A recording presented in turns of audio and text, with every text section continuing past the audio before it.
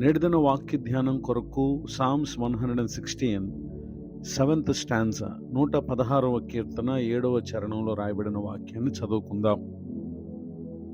నా ప్రాణమా, యెహోవా నీకు క్షేమము విస్తరింపచేసి ఉన్నాడు. చదవబడిన ఈ వాక్య భాగంలోని దీవెన నా ప్రియులకు మీరందరూ పొందుదురుగాక. వాక్య ధ్యానం కొరకై ప్రార్థన. కృపగల మా తండ్రి, మీ కొందనాలు. నేడు చదవబడిన ఈ వాక్య భాగం ద్వారా మాతో మాట్లాడి మమ్మలను బలపరచమని యేసుక్రీస్తు నామములో ప్రార్థిస్తున్నాను తండ్రి, ఆమేన్.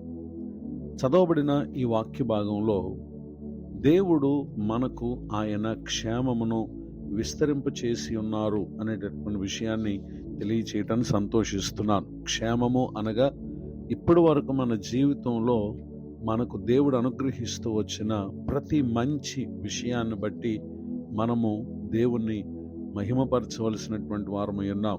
కనుకనే ఇక్కడ కీర్తనకారుడు అంటున్నాడు, దేవుడు నాకు క్షేమమును విస్తరింపచేసి ఉన్నాడు అనేటటువంటి విషయాన్ని ఇక్కడ తెలియచేయటం మనం గమనించగలం.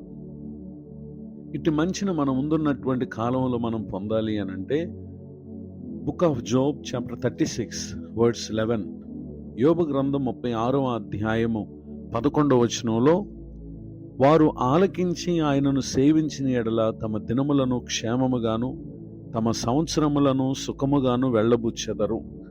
చదవబడినటువంటి ఈ వాక్య భాగంలో మనం చూస్తున్నాం, ప్రభు అనుగ్రహించేటటువంటి క్షేమమును మన దినములలో మనం చూడాలి అని అంటే దేవుని మాటలను మనం ఆలకించాలి.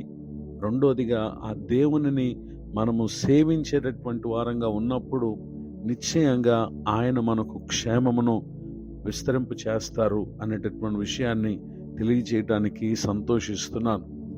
ఎందరో తమ జీవిత కాలములో దేవుని మాటలను ఆలకించి ఆయనను సేవించిన లేక పూజించిన ఆరాధించిన కారణం పరిశుద్ధాత్మ దేవుడు క్షేమస్థితిని తమ జీవితంలో అనుగ్రహించారు అనేటటువంటి విషయాన్ని మనం పరిశుద్ధ గ్రంథంలో మనం చూడగలం.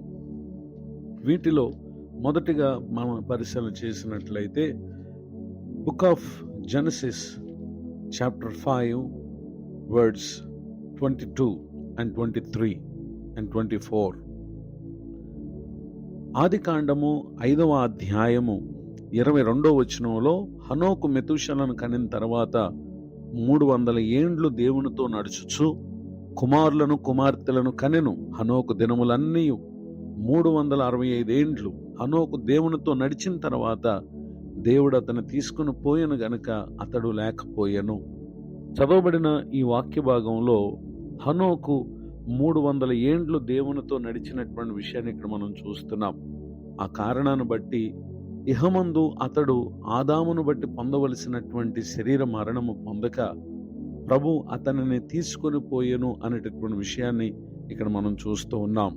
అంటే సహజంగా మానవాళి జీవితంలో ఏ విధంగా ఒకరు ముగించిన తర్వాత తదుపరి వారి కార్యాలు చేస్తారో అట్టి వాటికి ఏమాత్రం చోటు లేకుండా అతడు దేవుని వలన తీసుకుని పోబడినట్లుగా గనుక ఎక్కడ కూడా అతడు లేకపోయినట్లుగా ఇక్కడ దేవుని యొక్క వాక్యం మనకు తెలియపరుస్తూ ఉంది. ఈ మాటలు వింటున్నటువంటి నా ప్రియ సహోదరి సహోదరులు, మన జీవిత కాలంలో ప్రభు ఇచ్చేటటువంటి క్షేమాన్ని మనం పొందాలి అని అంటే నిశ్చయముగా దేవునితో నడిచేటటువంటి జీవితం అది మనకి ఎంతో ప్రాముఖ్యమైంది. ఆ విధముగా నడుచుటే మనం జీవించు సంవత్సరములన్నీ కూడా దేవుడు మనకు క్షేమమును ఇవ్వటానికి కారణమై ఉంటాయి అనేటటువంటి విషయాన్ని తెలియచేయటానికి సంతోషిస్తున్నాను.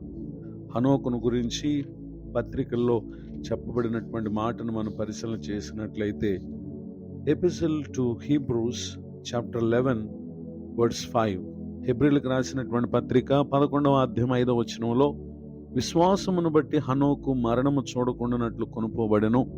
అతడు కొనుపోబడక మునుపు దేవునికి ఇష్టుడై ఉండనని సాక్ష్యము పొందెను. కాగా దేవుడు అతను తీసుకుని పోయెను గనక అతడు కనబడలేదు. ఈ మాటలు వింటున్న నా ప్రియ సహోదరి సహోదరులు, హనోకు దేవునికి ఇష్టముగా ఉండేటటువంటి జీవితాన్ని జీవించాడు. అతని జీవితము గొప్ప సాక్ష్యాన్ని తెలియపరిచినటువంటి విషయాన్ని ఇక్కడ మనం చూస్తున్నాం. ఈ మాటలు వింటున్నటువంటి నా ప్రియ సహోదరి సహోదరులు, గడిచిన దినాల్లో ఎన్నో ఇబ్బందులను మనం చూసాం. రాబోతున్నటువంటి రోజుల్లో ఎన్నున్నాయో మనకు తెలియదు. అయితే ఇంతకాలం మన జీవితమందు ప్రతి మంచిని జరిగించినటువంటి దేవునికి కృతజ్ఞతలు తెలియజేస్తూ, రానున్న కాలాల్లో కూడా ఆయన క్షేమమును విస్తరింపు చేయ నిమిత్తం హనోకు ప్రభువుతో నడిచినట్లు, విశ్వాసము కలిగి ఉన్నట్లు, అంతేకాక ఆయనకి ఇష్టడై ఉండనని సాక్ష్యం పొందినట్లు అనుదినము దేవునికి ఇష్టమైన జీవితాన్ని జీవిద్దాం. పరిశుద్ధాత్మ దేవుడు తోడే నడిపించునుగాక. ఆమేన్. ప్రార్థన. కృపగల తండ్రి, వందనాలు. నేడు విన్న ఈ మాటల ద్వారా మీ నుండి వచ్చు ప్రతి మంచి ఈవిని మేము పొందినట్లుగా విన్న వాక్య ప్రకారం ప్రవర్తించడానికి సహాయం చేయండి.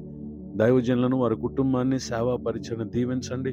కృంగిన వారిని, దుఃఖితులను, వేదనలో ఉన్న వారిని ఆదరించండి. నూతన సంవత్సర దయా కిరీటాన్ని పొందిన మా ప్రియులు మీరిచ్చు క్షేమమును తమ జీవితాల్లో వారు పొందుదురుగాక.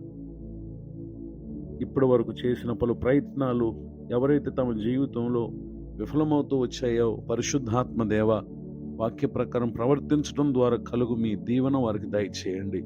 యేసుక్రీస్తు నామములో ప్రార్థిస్తున్నాను తండ్రి. ఆమేన్. తండ్రి, కుమార, పరిశుద్ధాత్మ దేవుడితోనే నడిపించునుగాక.